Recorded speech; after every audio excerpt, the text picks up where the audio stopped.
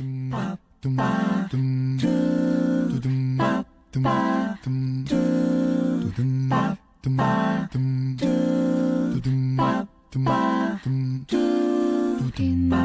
마른 물과 지르듯이 나의 영혼. 다 함께 사도신경으로 우리의 신앙을 고백합니다. 전능하사 천지를 만드신 하나님 아버지를 내가 믿사오며 그 외아들 우리 주 예수 그리스도를 믿사오니 이는 성령으로 잉태하사 동정녀 마리아에게 나시고 본디오 빌라도에게 고난을 받으사 십자가에 못 박혀 죽으시고 장사한 지 사흘 만에 죽은 자 가운데에서 다시 살아나시며 하늘에 오르사 전능하신 하나님 우편에 앉아 계시다가 저리로서 산자와 죽은 자를 심판하러 오시리라. 성령을 믿사오며 거룩한 공회와 성도가 서로 교통하는 것과 죄를 사하여 주시는 것과 몸이 다시 사는 것과 영원히 사는 것을 믿사옵나이다. 아멘. 주님이 약속한 성령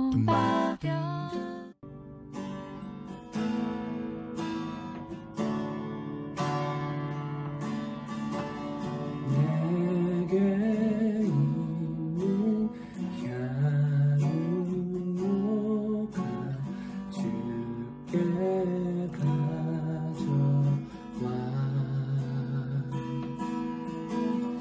그 발 위에 입 맞추고 깨드립니다. 나를 위한 험한 산 길 오르신 그 발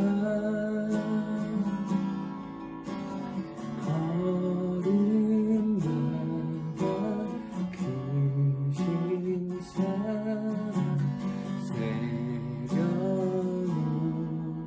새겨놓았네. 내게 있는 향유가 주께 가져와 그 발 위에 입 맞추고 깨드립니다. 나를 위한 십자가에 달리신 그 발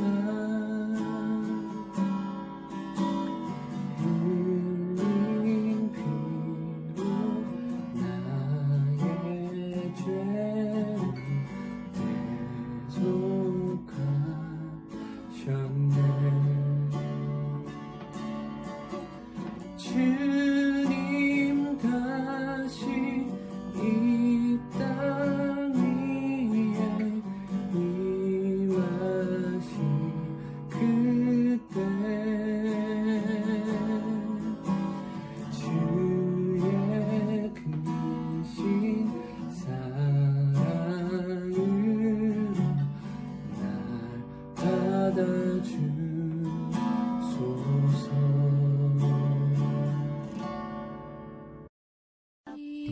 약속한 성령 간절히. 하나님 아버지 감사합니다. 고난 가운데 예수님을 더욱 간절히 찾게 하시니 감사합니다. 하나님, 전염병으로 인해 전 세계가 신음하고 있습니다. 환난 가운데 우리 크리스찬들이 먼저 각성하고 회개하길 원합니다.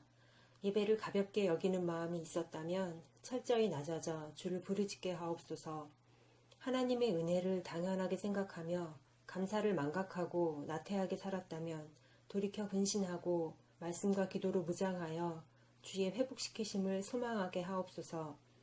하나님, 이 나라 백성들을 긍휼히 여겨주시옵소서.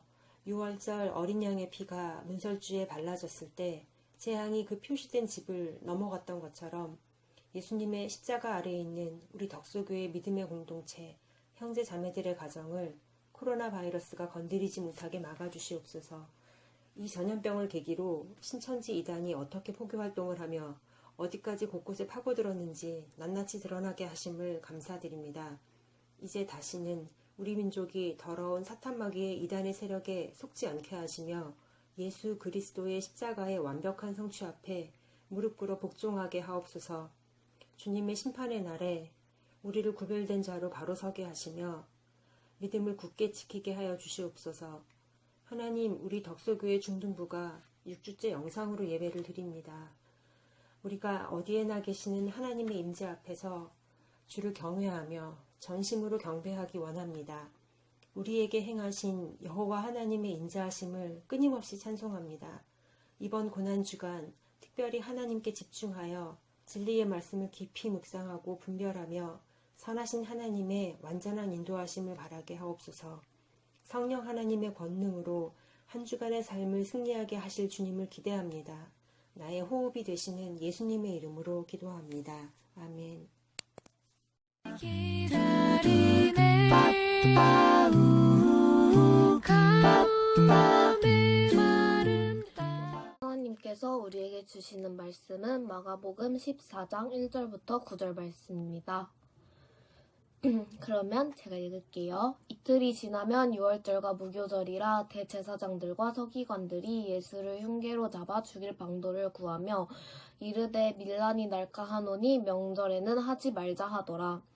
예수께서 베다니 나병 환자 시몬의 집에서 식사하실 때에 한 여자가 매우 값진 향유 곧 순전한 나드 한 옥합을 가지고 와서 그 옥합을 깨뜨려 예수의 머리에 부으니 어떤 사람들이 화를 내어 서로 말하되 어찌하여 이 향유를 허비하는가?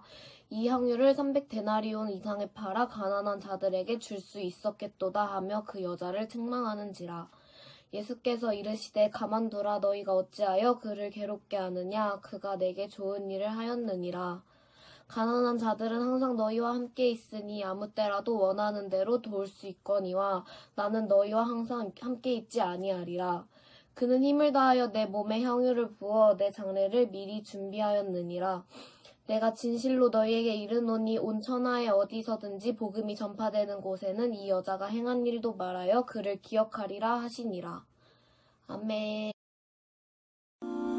강남의 마른 땅. 샬롬. 사랑하는 우리 중등부 친구들 반갑습니다. 네, 다들 어떻게 평안한 한 주 보냈나요? 예, 오늘도 우리가 이렇게 영상으로 함께 만나서 예배를 드리고 있습니다. 여러분, 여러분이 예배 드리는 그 자리마다 하나님께서 주시는 은혜와 평강이 가득 넘치기를 전도사님도 함께 기도하도록 하겠습니다. 예, 여러분, 오늘이 어떤 주일인지 여러분 아세요? 네, 오늘은 특별히 우리가 종려주일로 기념해서 예배를 드리게 되는데요. 여러분, 종려주일이 과연 무슨 주일일까요?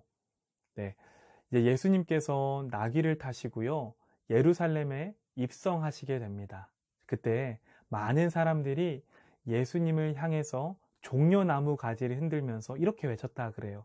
호산나라고 외쳤다라고 해요.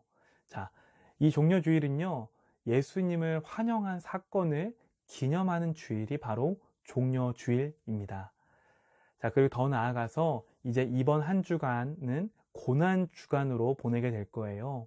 여러분, 지난주 말씀처럼 예수님께서 이제 예루살렘에 들어가셨던 이유는 바로 십자가의 고난을 받으시고 십자가에서 죽으시고 또 부활하시기 위해서 예루살렘으로 들어가셨다라고 했습니다.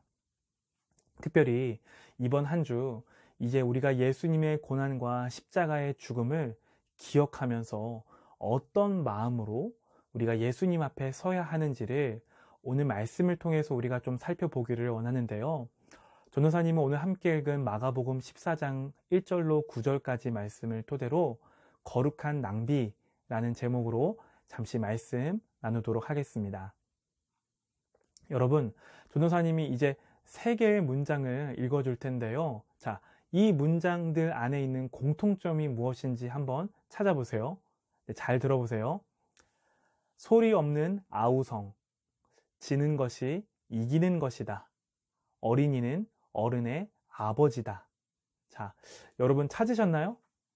네. 자, 이 3문장의 공통점은요, 바로 역설적인 표현을 사용하고 있다라는 거예요. 자, 상식적으로 생각해 보면요, 사실 소리가 없는데 아우성이다, 또 졌는데 이겼다, 또 어린인데 어른의 아버지다 라는 말은 말이 안 되는 표현입니다. 그런데 조금만 더 깊게 생각해 보자면은 사실 모두 다 깊은 의미가 있는 말들이라는 거예요. 그렇죠? 이처럼 역설이라는 것은요, 겉보기에는 모순된 것처럼 보이는데 조금만 자세히 관찰을 해보게 되면 그 안에 굉장히 중요한 진리 혹은 중요한 메시지가 담겨 있다는 것을 우리는 알 수 있습니다. 여러분, 오늘 우리가 함께 읽은 말씀 안에서도요, 바로 이와 비슷한 상황이 지금 발생하고 있어요. 바로 말씀 제목과 같이 거룩한 낭비가 벌어지고 있는 상황이라는 겁니다. 여러분, 거룩한 것은 좋은 것인데 어떻게 그것이 낭비가 될 수 있을까요? 바로 역설적이라는 거예요. 자, 전도사님과 함께 오늘 이 말씀 안에서 예수님께서 우리에게 말씀하시는 중요한 메시지, 그 진리를 발견해서 여러분의 것으로 만드는 귀한 시간 되기를 바랍니다. 네, 우리 함께 1절로 5절까지의 말씀을 함께 성경책을 펴고 우리가 같이 읽도록 하겠습니다. 1절로 5절까지의 말씀입니다. 이틀이 지나면 유월절과 무교절이라 대제사장들과 서기관들이 예수를 흉계로 잡아 죽일 방도를 구하며 이르되 밀란이 날까 하노니 명제례는 하지 말자 하더라. 예수께서 베다니 나병 환자 시몬의 집에서 식사하실 때에 한 여자가 매우 값진 향유 곧 순전한 나드 한 옥합을 가지고 와서 그 옥합을 깨트려 예수의 머리에 부으니 어떤 사람들이 화를 내어 서로 말하되 어찌하여 이 향유를 허비하는가? 이 향유를 300데나리온 이상에 팔아 가난한 자들에게 줄 수 있었겠도다 하며 그 여자를 책망하는지라. 아멘. 여러분, 오늘 우리가 함께 읽은 말씀의 배경은 이렇습니다. 이제 유대인들에게 가장 중요하게 여기는 명절이 2개가 있었는데요. 바로 유월절과 무교절이었어요. 자, 이 명절을 이틀 앞둔 어느 날이었습니다. 예수님께서는 이제 제자들과 예루살렘에서 조금 떨어져 있는 베단이라는 지역에 가셔서 나병 환자였던 시몬의 집에 초대를 받으셨어요. 그래서 그의 집에서 함께 그와 식사를 하고 계시는 장면입니다. 자, 바로 그때 그 자리에 함께 있었던 어떤 한 여인이 예수님께 다가오기 시작합니다. 그러더니 자신이 가지고 있었던 향유 옥합을 깨트립니다. 그리고는요, 그것을 예수님의 머리에 붓기 시작하고 있다라는 거예요. 여러분, 여기에서 향유는요, 쉽게 말해서 향수를 생각하면 되고요. 옥합은 향수병을 생각하면 될 것 같습니다. 여러분, 여기서 잠깐 생각해 봤으면 좋겠습니다. 왜 이 여인은 향유 옥합을 깨트렸을까요? 자, 그리고 왜 예수님의 머리에 부었을까요? 우리는요, 그 힌트를 이 향유 옥합의 가격과 그리고 이 당시의 문화를 통해서 조금 추측해 볼 수 있을 것 같아요. 자, 먼저 3절을 함께 보면은 이런 표현이 있습니다. 향유 옥합을 두고 매우 값지다라고 표현하고 있고요. 5절을 보니까 이 향유 옥합의 가격, 값어치가 300데나리온 이상이다라고 기록되어 있어요. 여러분, 당시에 1데나리온 하면요, 노동자의 하루 품삯, 하루 임금이었다라고 해요. 자, 그러니까 300데나리온이면요, 300일치의 노동자 임금이었다라는 거죠. 자, 오늘날로 좀 따져보면은 우리가 하루 임금을 7만 원이라고 계산을 했을 때 300일이니까 약 한 2,100만 원어치의 지금 이 향유 옥합을 예수님 앞에 깨트리고 예수님께 붓고 있다라는 겁니다. 여러분, 만약 여러분이 좋아하는 이성 친구에게 여러분 선물을 해야 한다라고 가정 한번 해볼까요? 아마 대부분의 친구들은 이러지 않을까 생각합니다. 몇 달에 거쳐서 이제 용돈을 모으기 시작할 거예요. 그리고 가장 좋은 것을 고르고 또 가장 예쁘게 포장을 해서 선물을 할 거죠.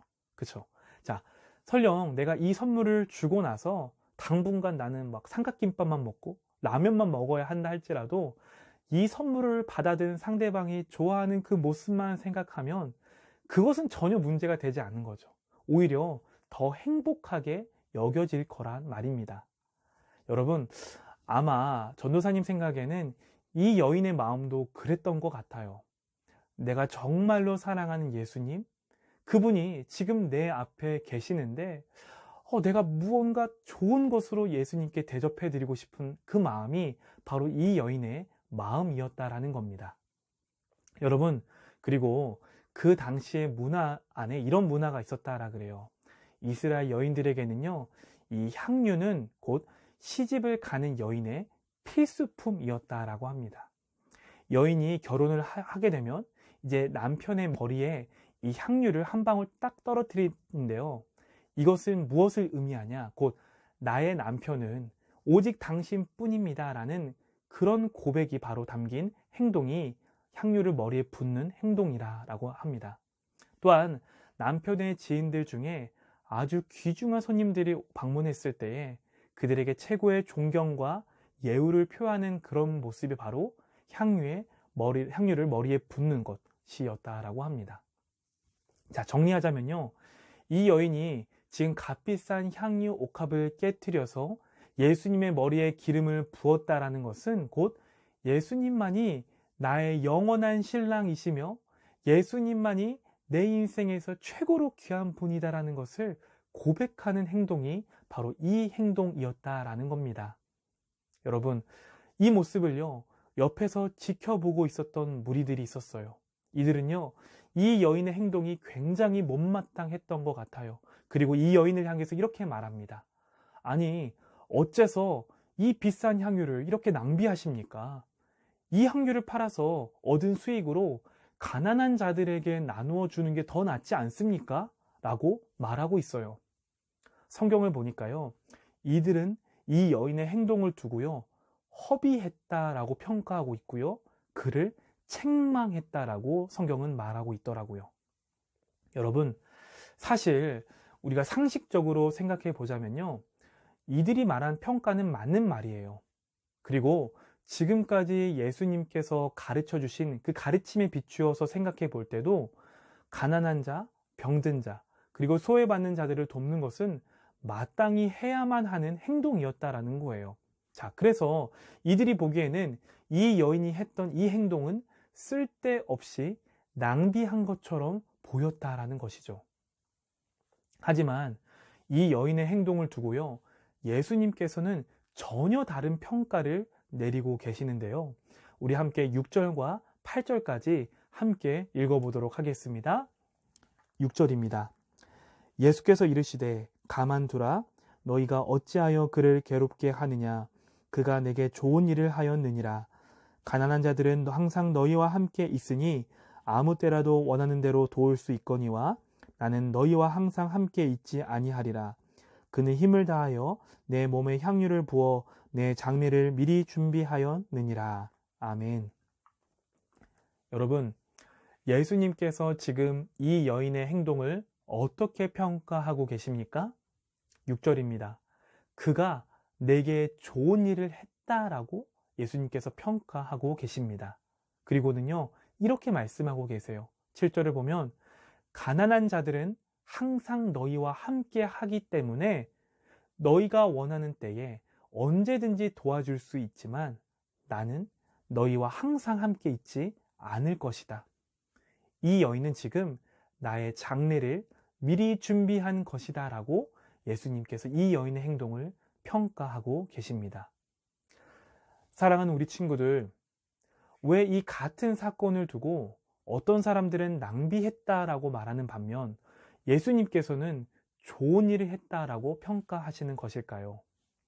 그것은요, 사람들과는 달리 예수님께서는 이 여인의 행동을 어떤 낭비의 관점이 아니라 헌신의 관점으로 바라보셨기 때문에 그렇다라는 거예요.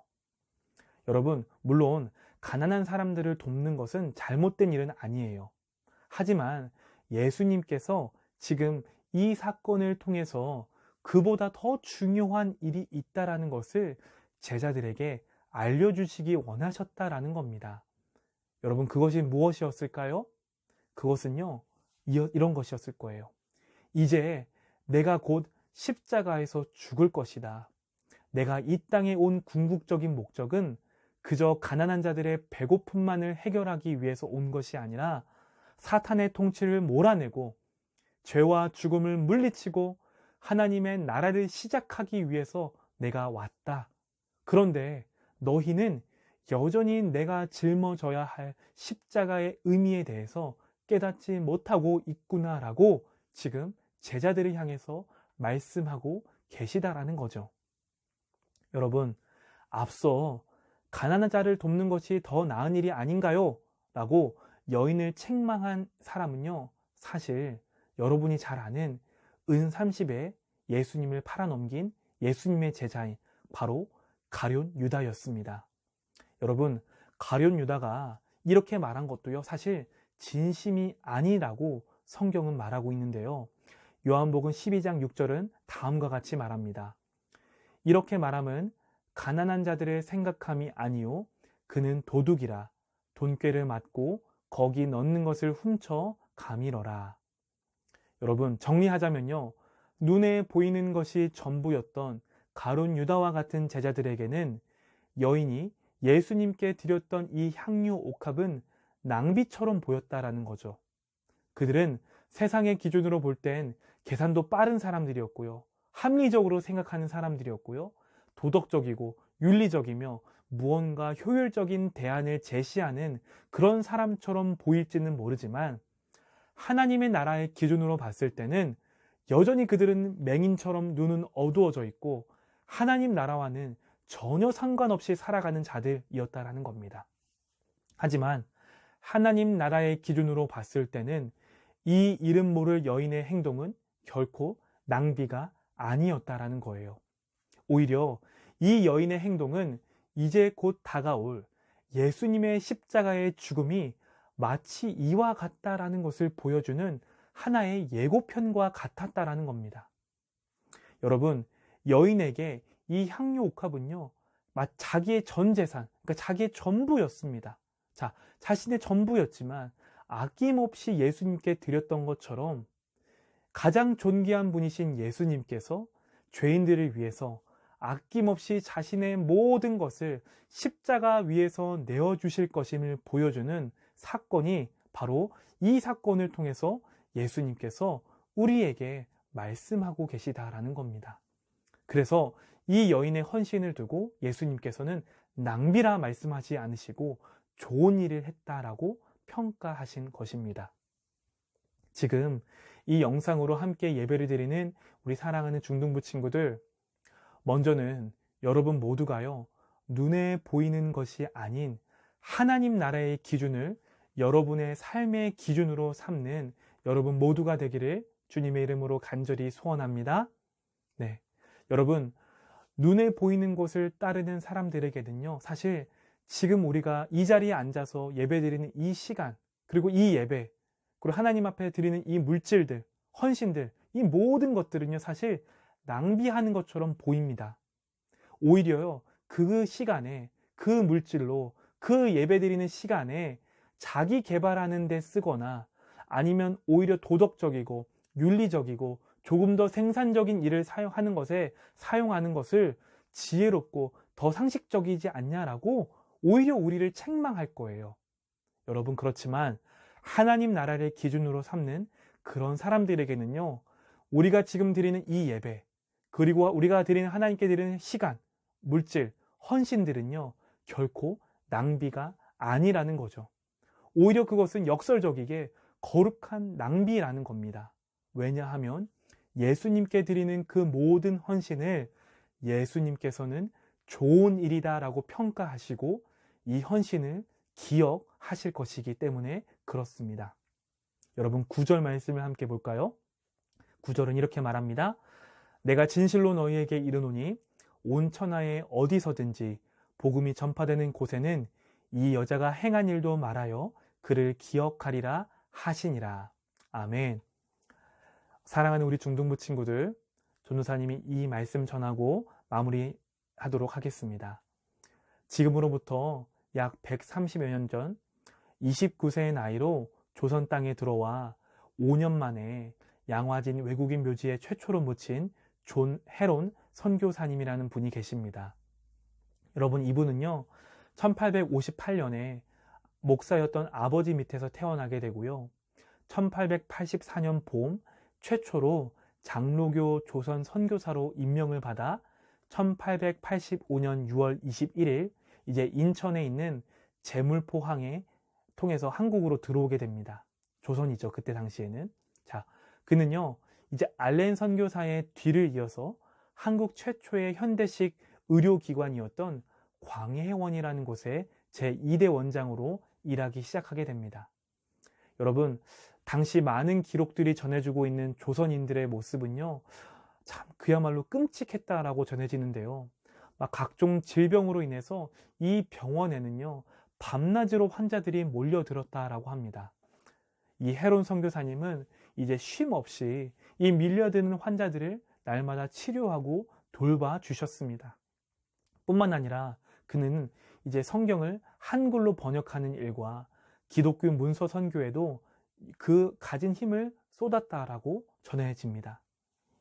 여러분, 헤론 선교사님은요 사실 테네시 종합학교 의과대학을 개교 이래에 최우수 성적으로 졸업한 인재 중에 인재였다라 그래요. 그래서 교수로 초빙될 만큼 아주 똑똑한 분이 바로 이 헤론 선교사님이셨습니다. 여러분, 만약 그가 그냥 미국에 그대로 머물러 있었다면요, 그는 세상이 말하는 부와 명예를 거머쥐고요, 이른바 높은 곳에서 상위 계층으로 살 수 있었다라는 거예요. 하지만 헤론 선교사님은 그런 삶을 선택하지 않으셨어요. 오히려 세상의 기준으로 볼 때는 낭비라고 할 수 있는 조선의 선교사가 되기로 결심하십니다. 그는요 그의 능력과 시간, 그의 인생의 전부를 하나님의 부르심에 따라 이 조선 땅에 거룩하게 낭비하기로 결심했다라는 거예요. 여러분, 이 선교사님은요 1890년 7월 26일에 33살에 아주 젊은 나이로 이제 하나님 품에 안기게 됩니다. 여러분, 물질주의에 익숙한 세상 사람들이 봤을 때는요 이 헤론 선교사님의 삶은 어쩌면 실패한 삶처럼 보일 수 있어요. 그저 쓸데없는 일에 인생을 낭비한 사람처럼, 자신의 재능을 낭비한 사람처럼 보일 수 있다라는 겁니다. 그렇지만 여러분, 하나님 나라의 기준으로 봤을 때 이 헤론 선교사님의 인생은요 결코 실패가 아니었습니다. 결코 낭비가 아니었다라는 거예요. 왜죠? 그것은 헤론 선교사님이 뿌려놓은 이 헌신의 열매들을 통해서 우리는 확인할 수 있다라는 거죠. 여러분, 그가 뿌린 이 헌신의 열매, 거룩한 낭비를 통해서 어떤 일이 벌어졌냐요? 바로 질병과 가난, 고통으로 죽어가던 이 조선 땅이 하나님의 땅으로 변화하게 되었고요, 바로 오늘날과 같은 대한민국이라는 아주 소중하고 귀중한 열매를 맺게 되었다라는 겁니다. 사랑하는 우리 중등부 친구들, 예수님께 드리는 헌신은요 결코 낭비가 아니라는 사실을 우리 친구들이 꼭 기억하기를 바랍니다. 여러분, 우리는 오늘 말씀을 통해서 두 인물을 살펴봤어요. 하나는 향유 옥합을 드린 한 여인의 삶을 살펴봤고요, 한 인물은 가룟 유다의 삶이었습니다. 여러분, 이 두 인물처럼 우리가 살아가는 매일의 삶은 또 다른 누군가에 의해서 기억되어집니다. 부모님의 삶은 자녀들에게 기억되고요, 믿음의 선배들의 삶은요 우리 믿음의 후배들에게 기억됩니다. 여러분, 여러분이 믿음으로 걸어가는 그 헌신의 길이 지금 당장은요 세상 사람들이 말할 때 실패한 것처럼 보이고 낭비한 것처럼 보이지만 누군가에게는 예수님을 따라 사는 삶의 길잡이가 될 수 있다라는 사실을 여러분 모두가 기억하기를 바랍니다. 사랑하는 우리 중등부 친구들 모두가 눈에 보이는 것만 쫓아 살아가는 가룟 유다와 같은 삶이 아니라 지금 당장은 눈에 보이진 않지만 영원한 하나님 나라의 가치를 쫓아 살아가는 그런 한 여인과 같이, 또 자신의 모든 인생을 해로운 선교사님과 같이 조선 땅에 투자했던, 그래서 거룩한 낭비가 상식이 되어 살아갔던 이런 자들의 삶과 같이 살아가는 우리 중등부 친구들 모두가 되기를 우리 주님의 이름으로 간절히 소원합니다. 이 시간 전도사님이 기도함으로 오늘 모든 예배를 마치도록 하겠습니다. 함께 기도하겠습니다. 살아계신 하나님 아버지, 참으로 감사합니다. 오늘도 말씀을 통하여 우리 공동체 가운데 하나님의 말씀을 허락하여 주시니 참으로 감사합니다. 하나님, 오늘 주신 말씀을 통하여 우리의 삶에 비추어 적용해 보기를 원합니다. 주님, 우리는 과연 예수님 앞에 어떠한 모습으로 살고 있었는지를 돌아보기를 원합니다. 하나님, 말씀에 대한 지식은 있었지만 여전히 예수님을 인정하지 못했던 대제사장과 서기관들의 모습이 바로 나의 모습이었음을 주님 앞에 고백합니다.